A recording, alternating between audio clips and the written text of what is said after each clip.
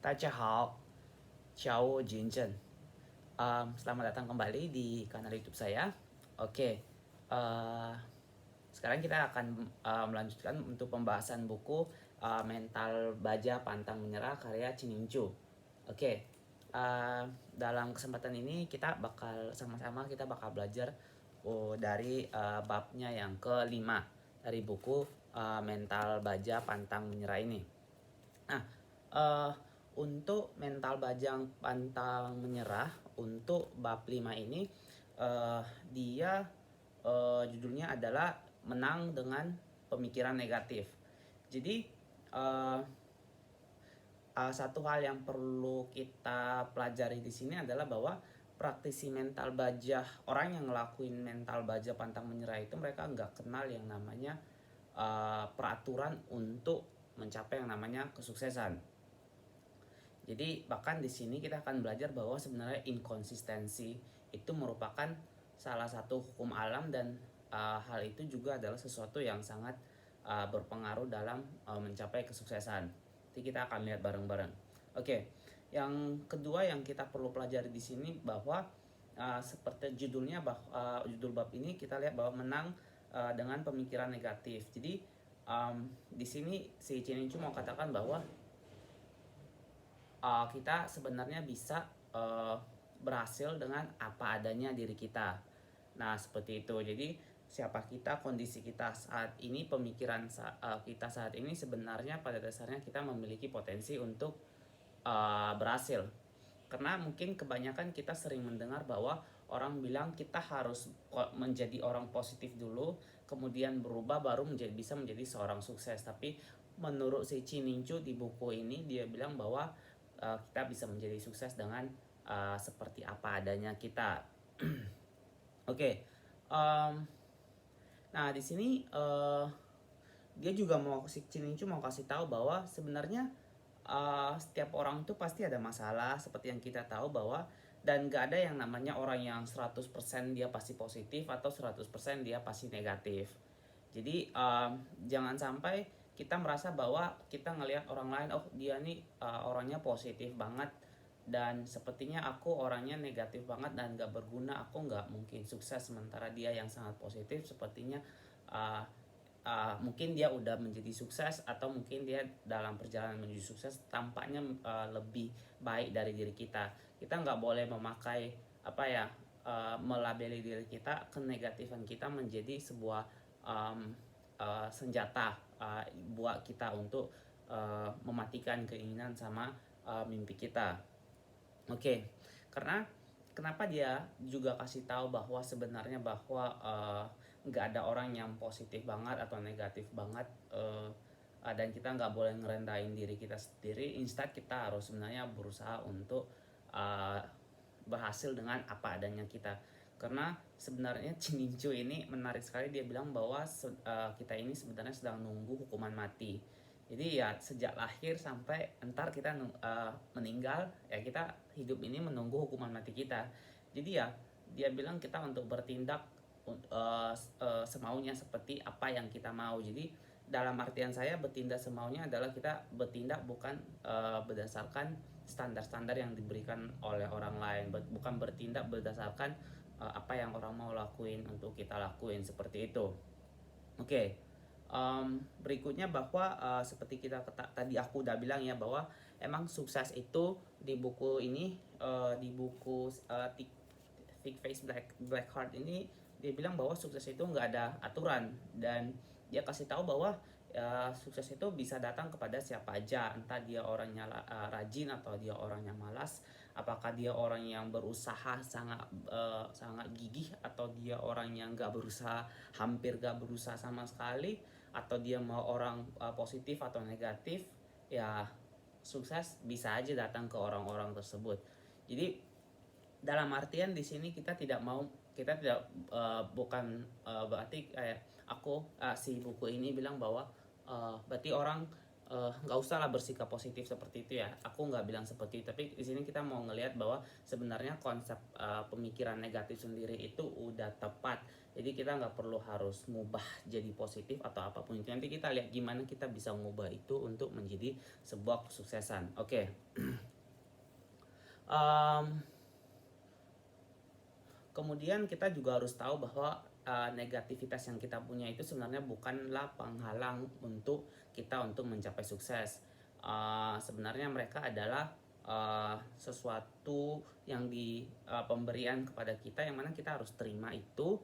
Si orang-orang dengan traits negatif ini ya harus menerima itu, dan kemudian mereka memanfaatkan itu untuk gimana mengangkat diri mereka. Ntar di belakang kita bakal lihat satu contoh mengenai gimana kenegatifan itu sebenarnya bisa dipakai untuk mengangkat kita ke arah yang lebih sukses. Oke. Ya, kemudian juga dia mau kasih tahu bahwa biarkan aja sifat-sifat negatif itu sebagaimana sifat itu adanya. Jadi jangan sampai kita menghabiskan hidup kita hanya dengan berfokus gimana mengubah diri kita, gimana mengubah sifat negatif kita menjadi positif. Sementara kita lupa sama goal kita lupa sama fokus ke tujuan kita, apa yang mau kita lakuin, seperti itu. Jadi dia minta untuk lebih baik ketimbang kita terlalu fokus gimana ngubah negatif ke positif, lebih baik kita fokusin gimana kita mencapai apa yang kita mau, seperti itu teman-teman. Oke. Kemudian juga dia bilang di sini sebenarnya mau positif atau negatif itu semua tergantung dari paradigma kita, cara kita ngelihat, seperti itu sih. Contoh simpelnya kayak kalau cewek pakai bikini di pantai kan, kalau di barat oke aja, tapi kalau di timur orang melihatnya itu sebagai sesuatu yang negatif ya. Oke. Kemudian juga di buku ini Mental Baja Pantang Menyerah, dia kasih tahu bahwa orang yang realistis, sifat realisme itu adalah adalah sebuah pelengkap positivisme. Karena realisme ini biasanya mereka adalah orang yang realistis, dan dengan menjadi realistis kita bisa melakukan melihat kira-kira apa sih sisi baik dari ini, apa sisi buruk di sini. Untuk sisi buruknya kita bisa ngelakuin yang namanya antisipasi.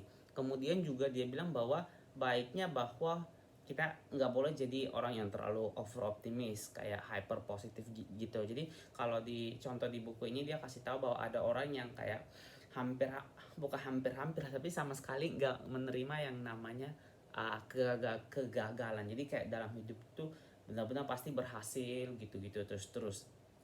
Nah, saat kita terlalu optimis, over positif, dia bilang bahwa kita kadang lalai dan kita lupa ngelihat keadaan sekitar kita, dan akhirnya kita bisa jatuh gitu sih. Aku kayak kayak banyak sekali bisnis yang hancur, atau even rumah tangga yang hancur, hubungan yang hancur, karena kita udah terlalu merasa nyaman dan kita nggak ngelihat lagi apa yang di sekitar yang mungkin menghancurkan kita. Dan satu hal yang aku senang dari bab ini adalah dia kasih tahu bahwa kita perlu untuk meluangkan sedikit ruang dalam hidup kita untuk yang namanya kegagalan. Jadi kayak kadang kita sering sekali punya aturan, kita buat aturan, kemudian kita langgar sendiri, dan kemudian kita sendiri yang sakit. Dan dan orang yang punya mental baja pantang menyerah ya dia seharusnya akui kelemahan itu. Ya udah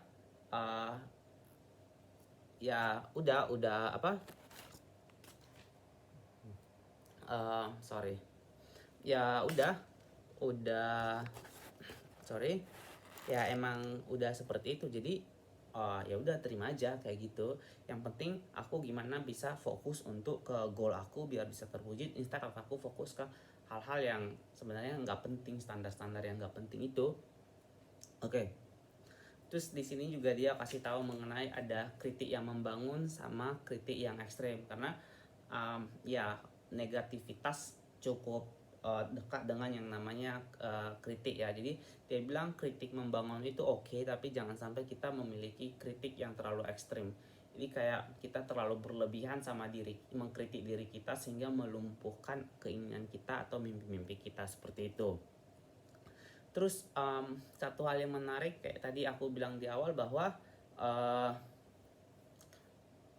ada hukum alam itu, inkonsistensi itu juga merupakan hukum alam, dan dimana salah satunya tadi aku sebutin bahwa salah satu akibat dari inkonsistensi itu adalah bahwa sukses itu nggak ada aturan gitulah. Terus di sini kita akan lihat bahwa gimana alam itu sebenarnya juga memiliki inkonsistensinya sendiri. Kalau kita lihat bahwa ya di satu bagian ada yang musim hujan, di satu bagian ada musim kering, di satu bagian ada mengalami kekeringan parah banget, di satu sisi ya bakal ada banjir seperti itu. Jadi kayak inkonsistensi sendiri itu sebenarnya menjaga alam itu untuk selalu terus diperbaharui pada kondisinya yang prima. Kemudian kita coba pikirin bahwa gimana kalau dunia ini nggak ada yang namanya inkonsistensi, which means semua orang itu sama, sifat semua orang itu sama. Akankah dunia semenyenangkan yang sekarang kita hidupin? Tentu kalau menurut aku nggak tahu menurut teman-teman ya. Oke. Nah kemudian bahwa juga konsistennya kita itu sebenarnya tergantung dari harga yang kita bayar. Kalau misalnya kayak mungkin teman-teman masih ingat cerita di bab sebelumnya, saya pernah ceritakan bahwa tentang janji orang suci. Nah, dia konsisten pengennya untuk bicara kejujuran terus, tapi ternyata dia malah dia malah menjadi egois ketimbang melakukan kebajikan dengan mengatakan ketidakjujuran untuk membantu orang lain. Oke. Jadi sebenarnya balik lagi, benar atau salah itu relatif ya, tergantung gimana kita ngelihatnya dan tergantung situasinya seperti apa, kurang lebih seperti itu. Nah, di sini juga dia kasih tahu bahwa beberapa orang itu emang mengalami ketidakefektifan dulu, kemunduran dulu, baru mereka berhasil. Jadi kayak di buku ini dia kasih tahu seorang peloncat tinggi dia bakal tunduk dikit, tekuk lutut dikit badannya gitu, baru dia bisa meloncat tinggi. Jadi kayak orang-orang yang dengan punya sifat negatif ini otomatis di satu saat pasti, even yang punya sifat positif lebih banyak ya, pasti di satu saat bakal mengalami yang namanya ketidakefektifan itu, dan dari situlah mereka akan belajar untuk bangkit. Terus berikutnya yang dia mau kasih tahu juga adalah kita harus menjadi percaya diri, karena mayoritas orang sebenarnya nggak ada yang percaya diri. Dia minta di sini kita untuk fake it till we make it. Jadi kita coba aja, palsuin aja rasa percaya diri, karena hampir semua orang ya berpura-pura juga untuk percaya diri. Yang penting adalah seberapa baik orang itu memainkan peran kepura-puraan dia untuk percaya diri. Jadi ya, anyway, we are all the same though. Terus di sini juga dia bahas bahwa kita mau jadikan negatif itu bermanfaat.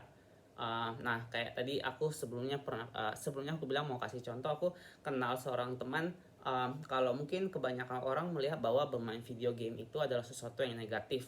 Tapi aku punya seorang teman dan dia itu main video game, dan aku tahu dia ngasilin cukup banyak duit ya untuk main video game itu. Nah, disinilah kita bisa belajar bahwa sebenarnya kita bisa sukses dengan keadaan kita hari ini, karena negativitas itu sendiri sebenarnya adalah aset yang sedang menunggu untuk diungkapkan apa yang ada di balik itu gitu loh teman-teman.